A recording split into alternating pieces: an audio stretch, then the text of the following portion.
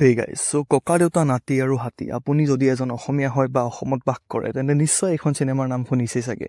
আজিৰ পৰা প্ৰায় 41 বছৰমান আগত মানে 1984ত এইখন চিনেমা ৰিলিজ হৈছিলে আৰু আজি প্ৰায় 41 বছৰ পিছত এইখন চিনেমাৰ ছেকেণ্ড পাৰ্ট ৰিলিজ হ'বলৈ গৈ আছে আৰু মেকাৰ্ছৰ ফালৰ পৰা সেই ছেকেণ্ড পাৰ্টখনৰ ফাৰ্ষ্ট লুক ৰিভিল কৰা হৈছে আৰু আজি কথা পাতিম সেই ফাৰ্ষ্ট লুকটোৰ ওপৰতে। গতিকে আহক ভিডিঅ'টো আৰম্ভ কৰোঁ। চ' ককা দেউতা নাতি আৰু হাতী এইখন এখন চিনেমা নহয়, এইখন এখন লেগেচি হৈ ক'ব গ'লে। এইখন আমি একেবাৰে সৰুতে চোৱা, প্ৰায় 8-9 বছৰমান বয়সতে আমি এইখন চিনেমা চাইছিলোঁ চাগে, কাৰণ এইখন আমাৰ জন্মৰো আগৰ চিনেমা আৰু আমাৰ মা দেউতাহঁতৰ সৰুকালৰ চাগে চিনেমা হ'ব এইখন। আৰু বৰ্তমান এইখন ছেকেণ্ড পাৰ্ট আমি যেতিয়া ইমান ডাঙৰ হৈ গৈছোঁ তেতিয়া ৰিলিজ হ'বলৈ গৈ আছে প্ৰায় 41 বছৰ পিছত। চ' তেতিয়াৰ দিনত এইখন চিনেমাত বহুত ভাল বা বহুত ডাঙৰ অভিনেতাবোৰে অভিনয় কৰিছিলে আৰু এইখন এখন বহুত সফল চিনেমা আছিলে। এতিয়াও ইনফেক্ট আপুনি যদি IMDb চাব যায় এইখনৰ 8.1 ৰেটিং আছে, গতিকে সেইটো এটা বহুত ভাল ৰেটিং হয়।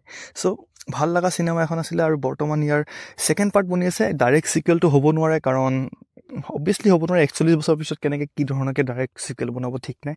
চ' তেতিয়া ইয়াতে আছিলে হিমন্ত বিশ্ব শৰ্মা, মানে আমাৰ মৰমৰ মামা, আমাৰ চিফ মিনিষ্টাৰ, সকলোৱে চিনি পায়।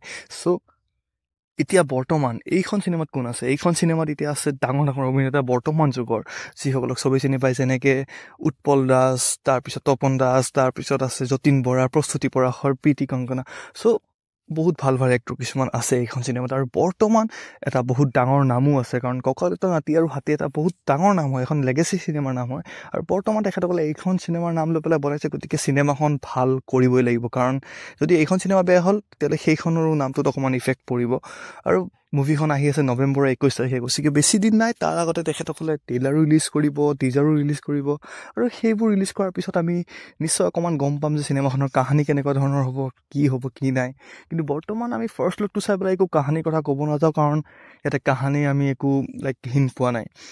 বৰ্তমান জাষ্ট কি গম পালোঁ আমি চাই পেলাই, যেনেকৈ তেখেতসকলে মানে কেৰেক্টাৰবোৰৰ নামবোৰ ৰিভিল কৰিলে, তাতে চাই পেলাই এনেকুৱা লাগিল যে এখন হৰৰ চিনেমা বনাব নেকি। মানে আপুনি চালে গম পাব যোনটো বেকগ্ৰাউণ্ডৰ মিউজিক, এটা হৰৰ চিনেমাৰ যেনেকুৱা ষ্টাৰ্টিং হয়, সেই সেনেকুৱা টাইপ এটা মিউজিক, লগতে অকণমান ডাৰ্ক ৱেত তেখেতসকলে প্ৰেজেণ্ট কৰিছে। জাষ্ট হৰৰ চিনেমাটো নহয় চাগে মেবি, কাৰণ এতিয়া হৰৰ বনাব লগা একো নাই বাৰুতে, বা কি ঠিক কেনেকুৱা ধৰণৰ হয় সেইটো আমি ক'ব নাযাওঁ। কিন্তু মোৰ চাই পেলাই হৰৰ টাইপে লাগিলে, ভূতৰ চিনেমা যেনেকৈ আৰম্ভণি হয় সেনেকুৱা টাইপে লাগিলে মোৰ।